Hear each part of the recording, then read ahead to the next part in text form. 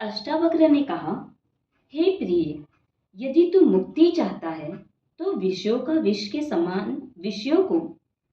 के समान छोड़ दे और क्षमा, सरलता, दया, संतोष और सत्य को अमृत के समान सेवन कर। हे प्रिय, अष्टावक्र आयु में कम होते हुए भी ज्ञान वृद्ध हैं एवं गुरु पद पर आसीन हैं। राजा जनक शिष्य भाव से जिज्ञासा कर रहे हैं, इसलिए अष्टावक्र उन्हें प्रिय शब्द से संबोधित कर कहते हैं कि यदि तू मुक्ति चाहता है तो इन विषयों को विष के समान छोड़ दे। एक ही वाक्य में वैराग्य का रहस्य प्रकट कर दिया। इंद्रियों द्वारा भोगे जाने वाले विषयों में आसक्त होना ही मनुष्य को आत्मज्ञान से वंचित रखता है। ये विषय केवल शरीर और मन को ही तुष्ट कर सकते हैं, आत्मा को नहीं। फिर भोग से कभी वासनाएं तृप्त नहीं होती, बार बार उठती हैं, वह अनेक जन्मों तक चलती ही रहती हैं, जिससे मनुष्य शरीर व मन ही नहीं है, वह चैतन्य आत्मा है।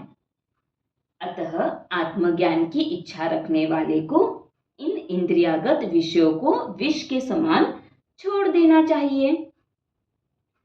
इन विषयों के प्रति आसक्ति ही मनुष्य के बार बार जन्म व मृत्यु का कारण बनती है।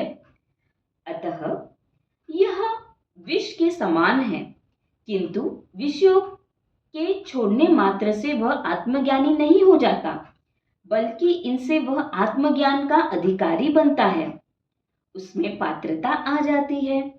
विषयों को छोड़ने का अर्थ उनके प्रति आसक्ति का त्याग है।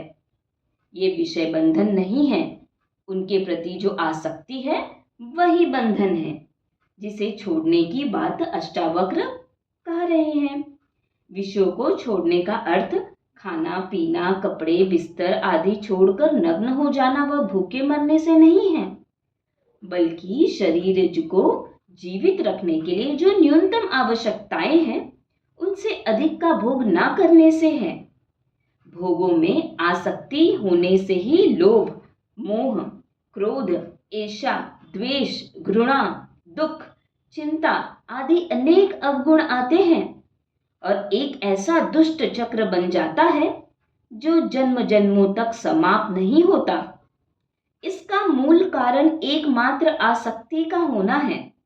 आसक्ति त्याग से ही इन समस्त बुराइयों से वह मुक्त हो जाता है तथा ज्ञान का अधिकारी बन जाता है।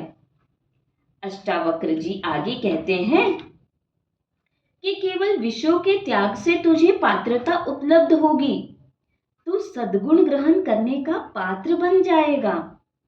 पात्र में जो विषय रूपी जहर भरा है उसे खाली किए बिना उसमें अमृत उड़ेलने से वह अमृत भी विष बन जाएगा।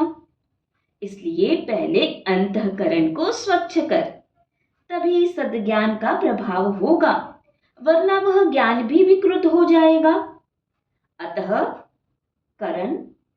अंतःकरण स्वच्छ होने पर तू क्षमा, सरलता, दया, संतोष एवं सत्य रूपी अमृत को उसमें भर कर सेवन कर, तभी तुझे अमृत का लाभ मिलेगा। ये विषय अनित्य है, अविद्या जनित है तथा क्षमा, सरलता, सत्य आदि शाश्वत हैं। तू अनित्य के भोग को छोड़कर नित्य शाश्वत का सेवन करे तो तू अमृत तत्व को उपलब्ध होगा। विषय त्याग से देह के प्रति जो झूठा तादात्म्य हो गया है वह छूटेगा, तभी आत्मा के साथ तादात्म्य स्थापित होगा। भोग के प्रति आसक्ति का त्याग ही वैराग्य है। अष्टावक्र अब राजा जनक को अपने स्वरूप का बोध कराते हैं।